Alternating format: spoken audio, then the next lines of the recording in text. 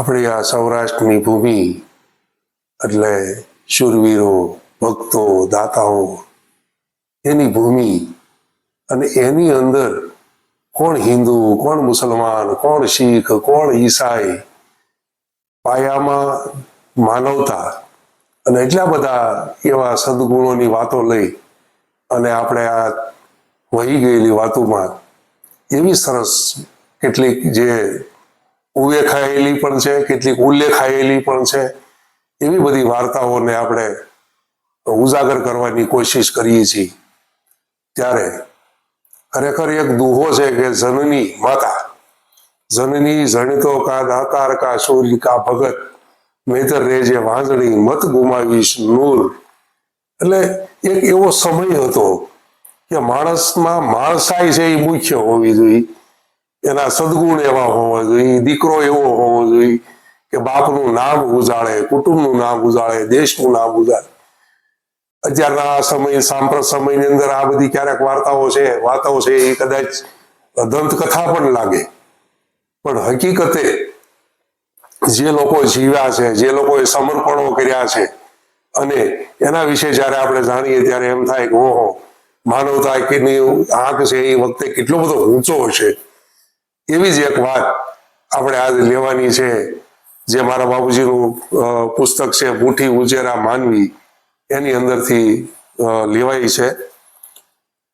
તો ગઢડા સ્વામિનારાયણનું અને બાજુમાં લાખણકા ગામ, વર્ષો પહેલા ત્યારે વારંવાર ધીંગાણાઓ થતા, અને એમાં ખાસ તો લાખણકા અને ગઢડા બેની વચ્ચે વારંવાર તરવારો ખેંચાતી. વારંવાર જેમ કુંભારના ચાકડા ઉપરથી માટીનો પીંડો ઉતરે એમ અનેક વખત માથાઓ ઉતરી આવી ઘટનાઓ વારંવાર બનતી. બે ગરાસદારો એકબીજાને ખાલી ચૂક પડવાની વાટ જોતા, ને એમાં એક દિવસ બન્યું એવું કે ગઢડાના દરબાર શ્રી જીવા ખાચર બાપુ પોતે પોતાની ડેલીએ એકલા બેઠા હતા.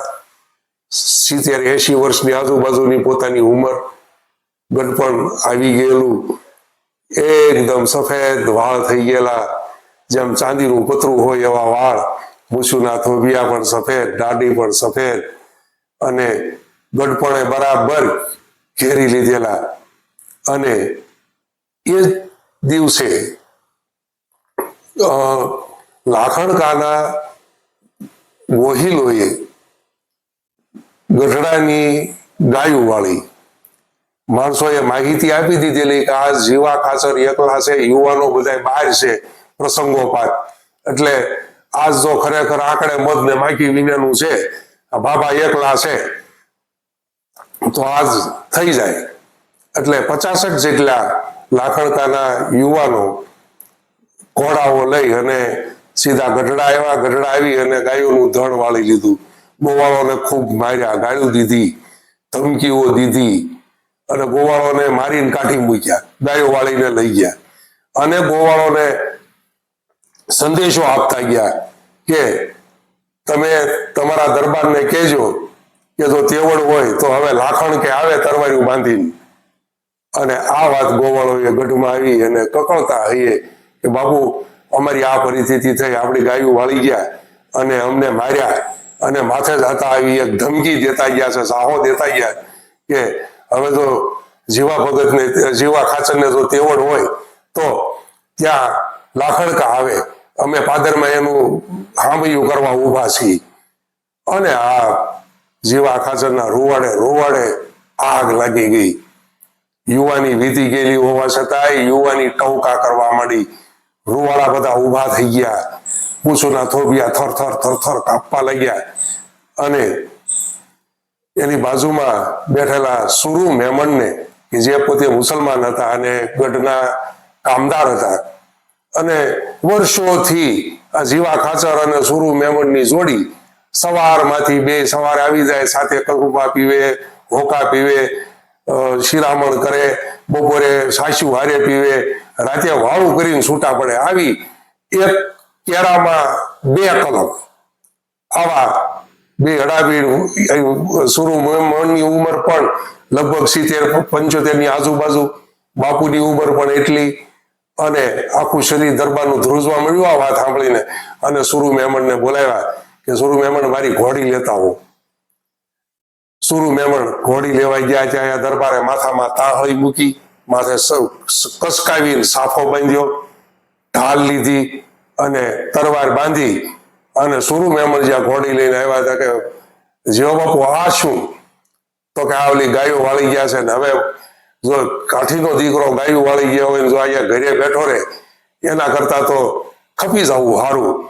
અરે કે પણ બાપુ તમારી ઉંમર કે ઉંમર ગઈ આ બાય, આ જે થવું હોય થાય, એક ઘાટ બે કટકા, બાકી આ વસ્તુ હવે મારાથી સહન નહીં થાય.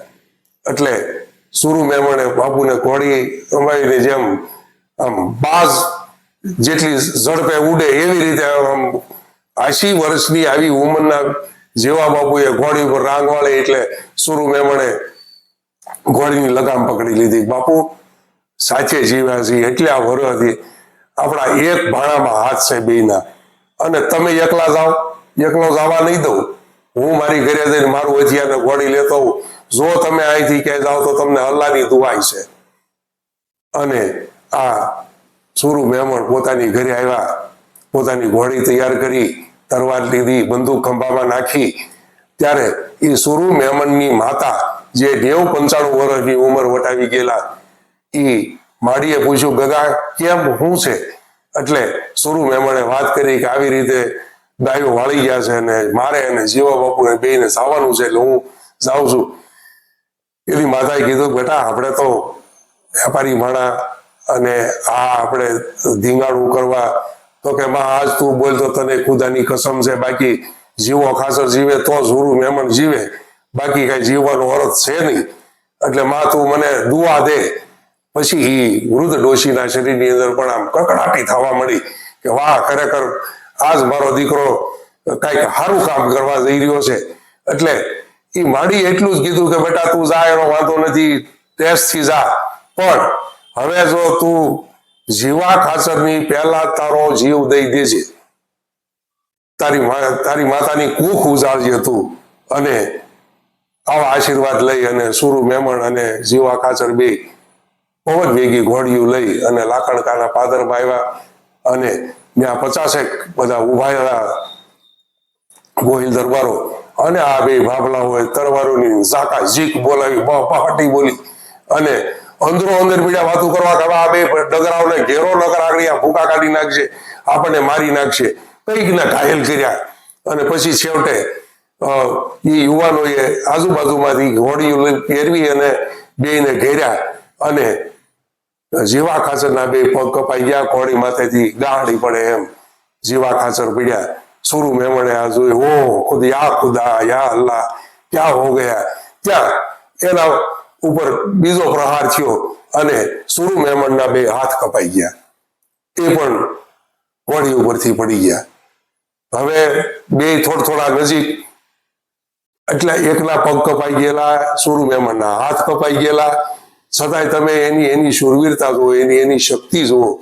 એ પાછા બે વાતું કરે છે કે બાપુ હવે આપણે હાવ બે એકલા જ જાવું, કોકને લેતા જાય તો સારું, પણ કે મેમણ તમારે હાથ નહીં, મારે પગ નહીં, આપણે શું કરશું?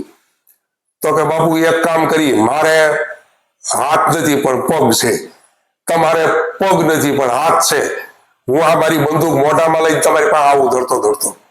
અને એ સુરુ મેમણ જે દરતા જીવા ખાચર જ્યાં પડ્યા હતા જ્યાં પહોંચ્યા, દરતા અને ખભામાંથી બંદૂક હતી આમ આડી કરી અને મોઢામાં લઈ અને જીવા ખાચરને આપી કે પગ હું આપું ને હાથ તમે.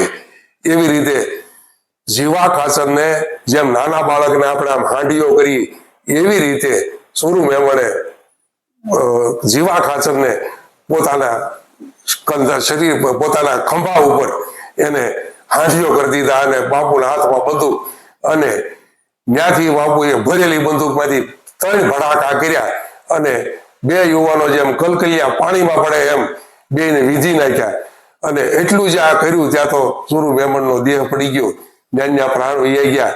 અને બાજુમાં દરબારના હાથમાંથી બંદૂક પડી ગઈ અને તરત જ કે ઓહો વાહ ભાઈબંધી વાહ બાપ વાહ, હવે મારે જીવી શું કરવું? અને પછી એમાંથી એક ધૂળની ચપટી લઈ અને સુરુ મેમણના શરીર ઉપરથી લઈ પોતાના માથા ઉપર લઈ અને દરબારે પણ પોતાનો દેહ ત્યાગ કર્યો.